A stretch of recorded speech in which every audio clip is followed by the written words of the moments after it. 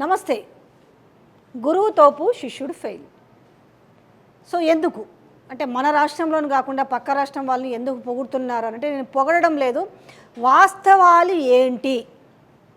So Chandrababu Naidu తన ప్రచారంలోనే తన మేనిఫెస్టోలో పెట్టినప్పుడు ఏం చెప్పాడు, అప్పుడున్న ముఖ్యమంత్రి జగన్మోహన్ రెడ్డి 3,000 రూపాయల పెన్షన్ ఇస్తే నేను ఏప్రిల్ నుంచే మీకు యాడ్ చేస్తానని చెప్పాడు. ఎట్లా ఇప్పుడు ఏప్రిల్లో 1,000 రూపాయలు, ఏప్రిల్ మే 1,000 రూపాయలు, జూన్ 1,000 రూపాయలు. సో పెంచిన వాటికి ఏదైతే ఉందో 4,000 రూపాయలు పెన్షన్ చేశాడు కదా, ఈ 4,000 ప్లస్ ఈ 3 కలిపితే ఇప్పుడు 7,000 రూపాయలు చంద్రబాబు నాయుడు ఇవ్వబోతున్నాడు. దట్ ఏవైతే ఫైళ్ళ మీద ప్రమాణ స్వీకారం ఆయన బాధ్యతలు మొదటి సంతకం ఆయన ఛాంబర్కి వెళ్ళిన తర్వాత ఆయన మొదటి సంతకం చేయబోతున్న వాటిలో 3వ సంతకంలో ఈ 4,000 రూపాయలు పెన్షన్కు సంబంధించింది ఉంది. అంటే 4,000 పెన్షన్ ఇవ్వడమే కాకుండా ఏదైతే ఆయన ఏప్రిల్ మే జూన్ కూడా 1,000 రూపాయలు పెంచి ఇస్తానని చెప్పిండు కదా, ఇప్పుడు కూడా మార్చకుండా 7,000 రూపాయలు ఆయన ఇవ్వబోతున్నాడు కదా. మరి తెలంగాణలో ఎందుకు సాధ్యమవుతలేదు? ఆంధ్రప్రదేశ్ అప్పులైన ఈ అప్పుల ఊబిలో కూరుకుపోయింది. ఇక కొన్ని రోజులు ఉంటే మరో శ్రీలంక లాగా అయిపోతుంది అని చెప్పిన నేపథ్యంలో అప్పుడున్న జగన్మోహన్ రెడ్డి ఇస్తున్న వాటికి ఇంకా ఈయన వెచ్చించి చెప్పడంతో అందరూ కూడా ఇదంతా సాధ్యమయ్యే పనా, శ్రీలంకతో పోల్చిన వాళ్ళు ఎక్కడి నుంచి తెచ్చిస్తారన్న మాటలు కూడా మనం చూసినాం కదా. ఎంతోమంది ఎనలిస్టులు మాట్లాడారు, ఎన్నో ఛానల్స్లో చూసినాం కదా. మరి ఇప్పుడు అక్కడ ఈ 4,000 ప్లస్ ఈ నెలకి 3,000 7,000 రూపాయలు ఇవ్వటమే కాకుండా ఇక ప్రతి నెల కూడా 4,000 రూపాయల పెన్షన్ ఇవ్వబోతున్నారు. ఆయన సంతకం కూడా చేస్తున్నారంటే మరి ఇది ఎందుకు సాధ్యం అవుతలేదు తెలంగాణ రాష్ట్రంలో? ఆల్రెడీ అధికారంలోకి వచ్చి 6 నెలలు దాటింది. 2,000 రూపాయలని 2016ని మేము 4,000 ఇస్తామని చెప్పినాయి. సో ఎందుకు 6 నెలలు దాటినప్పటికి కూడా మరి 4,000? ఎందుకంటే ఆంధ్రప్రదేశ్తో కంపేర్ చేస్తే మన తెలంగాణ రాష్ట్రమే బెటర్ అంటారు రెవెన్యూ పరంగా. ఎందుకంటే మనకి ఎన్ని వనరులు ఉన్నాయో అందరికీ తెలిసిన విషయం. అలాంటిది ఏపీతో కంపేర్ చేసుకుంటే తెలంగాణే బాగున్నప్పటికీ మరి తెలంగాణలో ఈ 4,000 రూపాయల పెన్షన్, సరే మిగతా పథకాలు పక్కన పెడదాం, నేను ఎందుకు కంపేర్ చేస్తానంటే అక్కడ సాధ్యం అవుతుంది, మరి ఇక్కడ ఎందుకు సాధ్యం అవుతలేదు? ఇది ఒకసారి మేల్కొనండి, తెలంగాణ ప్రజలు కూడా మేల్కొంటే అర్థమవుతుంది. అందుకే నేను కంపేర్ చేసిన గురువు తోపు శిష్యుడు ఫెయిల్ అనడానికి. ఆ గురువుకి వచ్చిన ఆలోచన ఈ శిష్యుడికి ఎందుకు రాలేదు? పోని సహచరుడో సమకాలి కూడా అనుకుందాము, మరి ఈయనకు ఎందుకు రాలేదు ఆలోచన? ఇంతవరకు దీనిపైన ఒక సమీక్ష లేదు, ఒక కట్ ఆఫ్ తేదీ లేదు. వికలాంగులకు 6,000 రూపాయలు ఇస్తామన్నారు, అది లేదు. ఆంధ్రప్రదేశ్లో సాధ్యమైన విషయం ఇక్కడ తెలంగాణలో ఎందుకు అవ్వట్లేదు?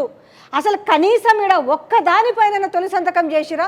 దేనిపైన చేసిరా అని అంటే మీ గాంధీ భవన్కి వచ్చి కలిస్తే వికలాంగురాలు ఒక ఆమె నాకు ఉద్యోగం కావాలంటే ఆమెకు అగ్రికల్చర్ డిపార్ట్మెంట్లో అవుట్ సోర్సింగ్ విభాగంలో మీరు ఉద్యోగం ఇప్పించారు, అది తొలి సంతకం చేశారు. కానీ రాష్ట్రానికి అది ఒక కుటుంబానికి సంబంధించిన విషయం. ఏది మీరు ఒక్కరికి ఉద్యోగం ఇవ్వడం అనేది అది ఒక కుటుంబానికి సంబంధించిన విషయం. కానీ రాష్ట్రానికి సంబంధించిన విషయంలో మీరు దేనిపైన సంతకాలు చేసిరు? పోని తొలి సంతకమో మలి సంతకమో ఇంకో సంతకం దేనిపైన చేసిరు? 2 లక్షల రుణమాఫీ పైన చేసిరా? పోనీ సాధ్యం కలదు. అట్లీస్ట్ మీరు 4,000 రూపాయల పెన్షన్ పైన చేసిరా? మహాలక్ష్మి స్కీమ్ 2,500 రూపాయలకు సంబంధించిన పోనీ దానిపైన చేసిరా? అంటే తెలవకనా? తెలిసినా కూడా ఇంకేం చేస్తారో, ఎలక్షన్లు ఏమున్నాయిలే అనుకున్నారా? ఎట్లా ఒక పార్లమెంట్ ఎలక్షన్లు ఉంటే దేవుళ్ళ మీద వచ్చేసి ఒట్టు వేసి 2 లక్షల రుణమాఫీ ఇస్తామని చెప్పి ఆ 2 లక్షల రుణమాఫీ కూడా మరి ఎంతమందికి ఇస్తారు, ఎలాంటి కిరికిర్లు పెడతారు, ఎట్లాంటి కొర్రీలు పెడతారో కూడా ఇంకా తెలియంది కాదు. ఆల్రెడీ మీరు రైతులకు ఇచ్చే రైతు భరోసాకు సంబంధించి ఇవ్వకుండా కూడా మేము రైతు భరోసా ఇచ్చినామని చెప్పారు. మీరు ఇచ్చింది రైతు బంధు ఇచ్చి, అది కూడా ఎంతమందికి ఇచ్చారు, ఎన్ని ఎకరాల వాళ్ళకి ఇచ్చారు కూడా తెలుసు. కానీ మీరేమన్నారు, కేసీఆర్ ఇచ్చిన ప్రతి ఒక్క రైతుకి మీరు వేసామని చెప్పారు. నిజంగా వేసిండ్రా? ఒకసారి నాకు రైతులు ఎవరంటే కామెంట్ రూపంలో తెలియజేయండి, నేను లైవ్ పెడతాను, ఆ లైవ్లో కూడా మీరు మాట్లాడవచ్చు. అంటే మరి ఎక్కడ పోతున్నాయి? మీరు కూడా ఇక్కడ అప్పులు తీసుకొస్తున్నారే భారీగా, భూములు అమ్మడానికి సిద్ధమైనరే. మరి ఎందుకు 4,000 రూపాయల పెన్షన్ ఎందుకు ఇవ్వలేకపోతున్నారు? దివ్యాంగులకు 6,000 రూపాయల పెన్షన్ ఎందుకు ఇవ్వలేకపోతున్నారు? ఎందుకు అడుగుతున్నాం ఇంతగా అంటే మీరు చెప్పారు కాబట్టి. మరి అక్కడ సంతకాలు చేస్తుంటే అక్కడ సాధ్యం అవుతుంటే ఇక్కడ ఎందుకు సాధ్యం అవుతలేదు?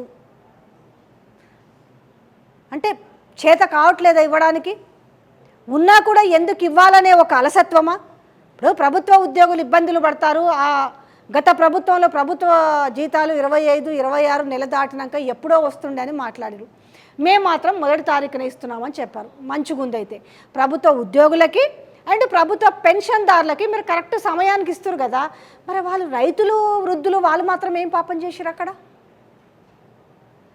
అంటే కావాలనా చెయ్యలేక ఫెయిల్ అవుతున్నారా? అంటే వాళ్ళు అర్హులు గారనా మీ ఉద్దేశంలో? కనీసం ప్రభుత్వ ఉద్యోగులకు, ప్రభుత్వ పెన్షన్దారులకు ఒక ప్లానింగ్ ఉంటుంది, ఎంతో కొంత బ్యాకప్ చేసుకుంటారు. ఎందుకంటే జీతాలందరికీ కూడా భారీగా ఉన్నాయి. సరే మీరెవరు కూడా, నేను ఎవరిని మిమ్మల్ని వ్యతిరేకించి మాట్లాడతలేను, కానీ మీకు నెలకు కరెక్ట్గా జీతాలు వస్తాయి కాబట్టి మీకు ఒక బ్యాకప్ అమౌంట్ అనేది ఉంటుంది. కానీ రైతులకు ఉంటుందా?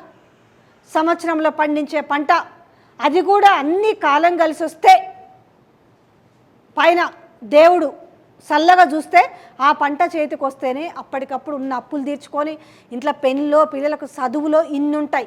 ఈ సంవత్సరం అంతా పాపం అప్పులు సప్పులు తెచ్చుకుంటూ జీవితం గడుపుతుంటాడు. ఎక్కడి నుంచి వస్తాయి రైతులకి? రైతులకేం సపరేట్ పెన్షన్స్ లేవు కదా.